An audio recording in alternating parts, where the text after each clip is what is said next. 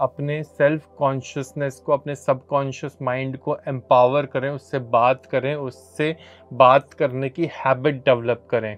क्योंकि हम ना भूख लगने पे हमें पता चलता, ना प्यास लगने पे पता चलता, ना जब हमें लू जाना है तो हमें उसका एहसास होता टाइमली, ना हमें यूरिन पास करने का एहसास होता। हम लोग अपनी जीवन में इतने मदमस्त हैं, इतने व्यस्त हैं कि हमें ये बेसिक जो नेचुरल ह्यूमन अर्जेस हैं इनका भी एहसास नहीं रहता।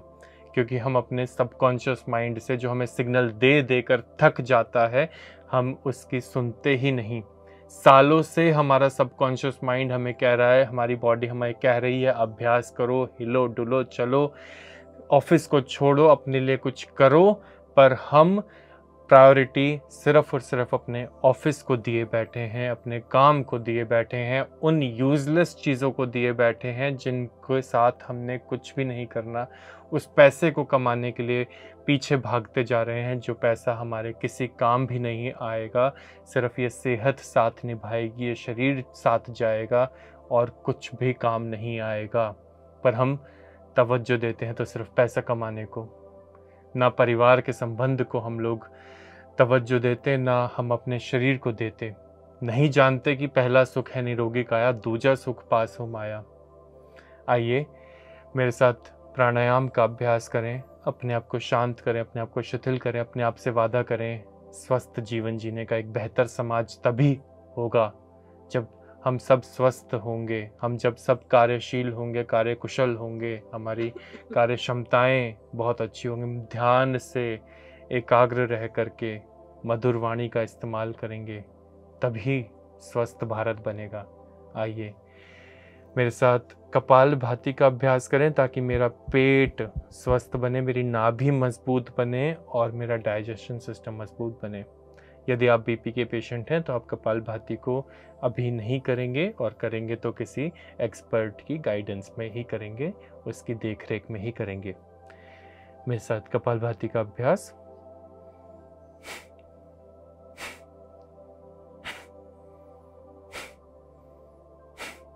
फोर्सफुली नाभि को भीतर खींचने का प्रयास।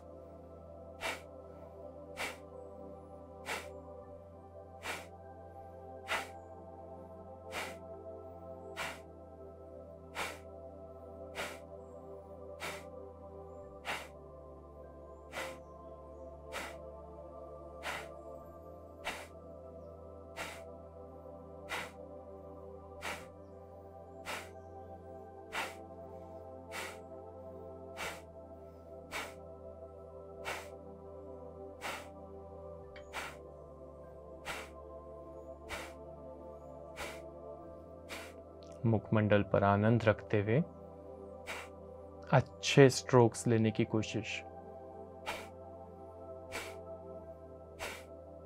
अक्सर लोग गलती ये करते हैं कि वो अपने पेट से कपालभाति कम, अपने मुंह से कपालभाति ज़्यादा करते हैं, अपने चेहरे से ज़्यादा करते हैं। किस प्रकार?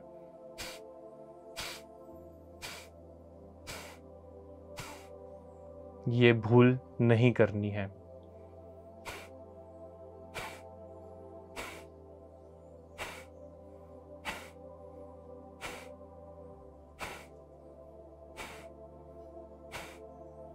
कमर गर्दन को सीधा रखेंगे, कंधों को मजबूत रखेंगे।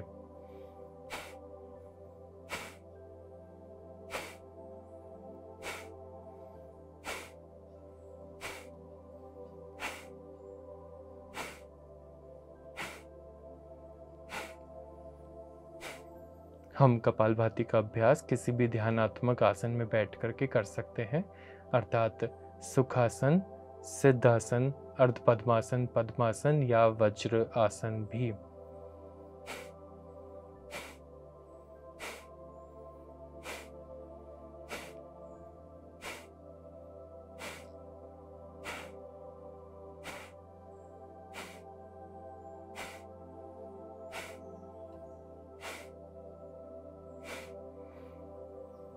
और धीरे से वापस आ जाएंगे। हम बढ़ते हैं अपने अगले अभ्यास पर, जिसे कहते हैं नाड़ी शोधन, अर्थात नाड़ियों की शुद्धि कर देने वाला प्राणायाम, अनुलोम विलोम का अभ्यास, जो मेरी 72,000 नाड़ियों को ना सिर्फ खोल देता है बल्कि उन्हें शुद्ध शोधित भी कर देता है। अपने सीधे हाथ का उपयोग विष्णु मुद्रा को धारण करने में लगाएंगे और लेफ्ट साइड से इनहेल शुरू करेंगे। राइट से एक्सहेल, राइट से ही इनहेल, लेफ्ट से exhale, inhale, exhale, inhale, exhale, inhale,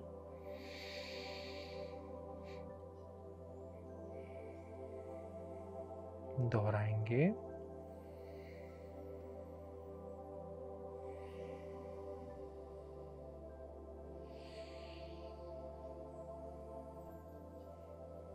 अक्सर मैंने लोगों को देखा है कि लोग अनुलोम विलोम का अभ्यास करते हुए अपने नाक की शेप ही मानो बिगाड़ देते हैं, अर्थात इस तरीके से नाक को दबाते हैं, इस तरीके से नाक को दबाते हैं, जो कि बिल्कुल गलत होता है।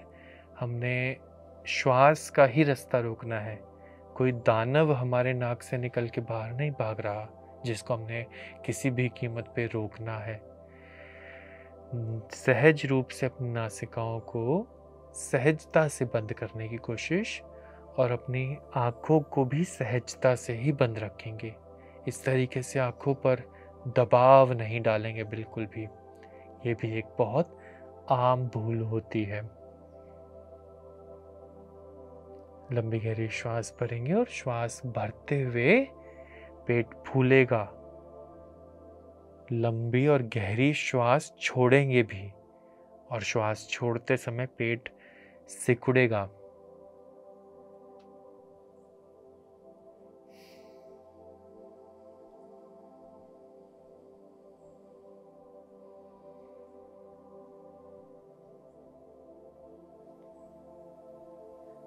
अपने शरीर पर हमारा अपना कंट्रोल होना चाहिए। ये हमारा खुद का शरीर है।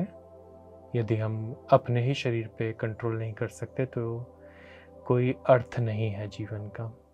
आज हम लोग बात कर रहे हैं वेट लॉस के बारे में और अब बात कर लेते हैं आप लोगों के फेवरेट सेगमेंट की तरफ, जहां मैं आपको बताता हूं कि हम खान पान में और अपने लाइफस्टाइल में क्या बदलाव ला सकते हैं जो हमें वेट लॉस करने में मदद करे और हमारी अन्य कई समस्याएं जो भारी वजन के शरीर की वजह से आ जाती हैं उन्हें दुरुस्त करने में हमारी सहायता करें।